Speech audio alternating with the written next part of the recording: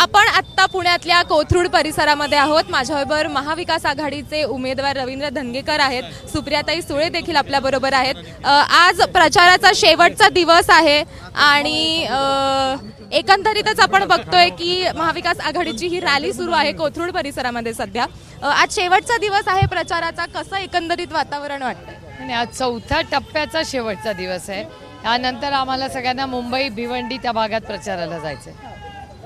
पुण्यातलं एकंदरीत वातावरण आपण बघितलं तर रवींद्र धंगेकरांचं फेम, त्यांची पॉप्युलॅरिटी आपल्याला सगळ्यांनाच माहिती आहे। निवडणुकीमध्ये याचा फायदा होईल? अर्थातच आम्ही लोकप्रतिनिधी म्हणून जातोय, त्याच्यामुळे लोकांचा प्रतिनिधी तो त्यांच्या सुखदुःखात असला पाहिजे, त्यांच्या बरोबर जीवाभावाचा माणूस असला पाहिजे आणि रवींद्र धंगेकरजी असे एक उत्तम उमेदवार आहेत।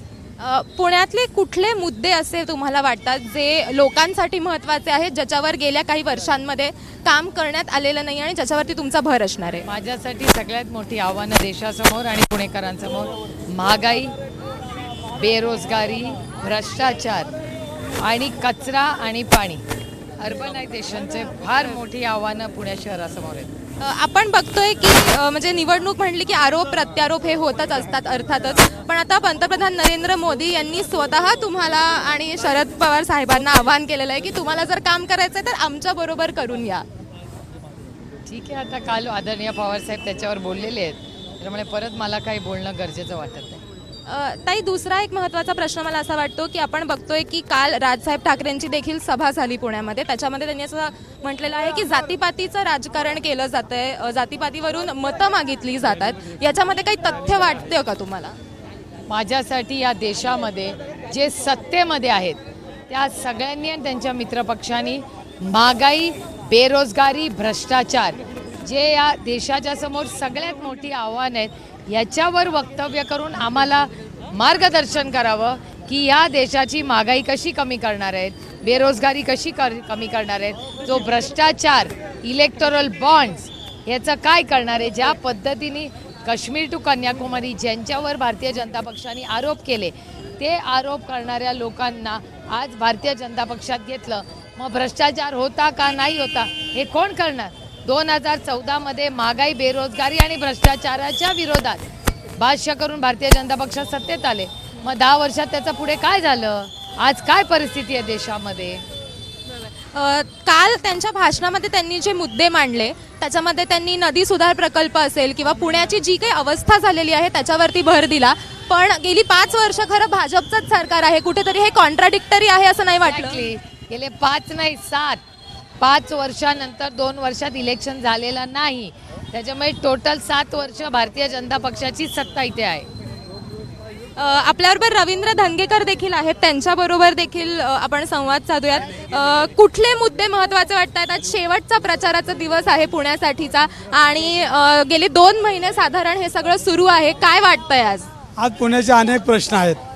आज ताई म्हणलं म्हणून बेरोजगारी आहे, आज ज्या पद्धतीनं देशामध्ये शेतकऱ्यांचे प्रश्न आहेत, विद्यार्थ्यांचे प्रश्न आहेत, आरोग्याचे प्रश्न आहेत, ह्या सगळा विषय सोडून पुण्यामध्ये आज पर्यावरण विषय आहे, ट्रॉफिकचा विषय आहे, पायाभूत सुविधा आहे आणि आज काँग्रेस पक्षाचा इंडिया फ्रंटचा जो जाहीरनामा आहे त्याच्यामध्ये सगळ्यांना दिलासा देण्याचा प्रयत्न काँग्रेस पक्षाने केलेला आहे। येणारा काळ हा इंडिया फ्रंटचा असेल।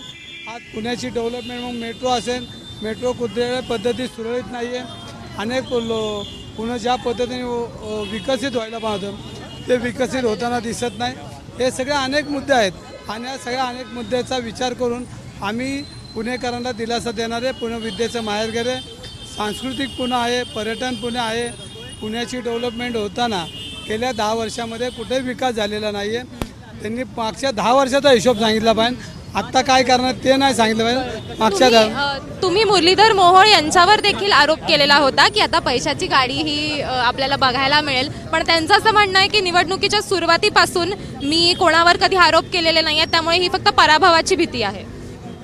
कोणाला? मुरलीधर मोहोळांचं असं म्हणणं आहे की तुम्ही हे जे आरोप करताय ते फक्त पराभवाच्या भीतीमुळे आहेत। अहो, त्यांना MIM पक्षाची मदत घ्यावी लागते, राज ठाकरेंची मदत घ्यावी लागते, त्यामुळे त्यांचा पराभव निश्चित आहे। कारण तुम्ही बघितलं असेल काल राजसाहेब आले होते पुण्यामध्ये, त्यांच्या हातापाया पण पुण्यात आणलं आणि त्यांना भाषण करायला लावलं, पण त्यांनी सांगितलं नाही की कमळाला मत द्या. आज MIMचा जो उमेदवार आहे तो ह्यांनीचा पुरस्कृत आहे. सगळी रसद ही भारतीय जनता पार्टी पुरवती, ती त्याला स्क्रिप्ट बी भारतीय जनता पार्टी देते. म्हणजे ह्यांना निवडणूक जिंकण्यासाठी MIMचा बी मदत घ्यावी लागते. हा महत्त्वाचा विषय त्यांचा पराभव नक्की आहे.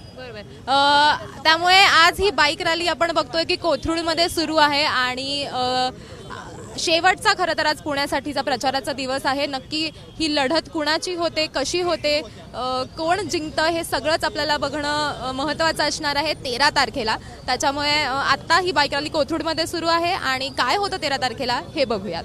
कॅमेरामन विजय राऊतसह देवयानी अदलाबादकर, ABP माझा, पुणे. ABP माझा, उघडा डोळे बघा नीट.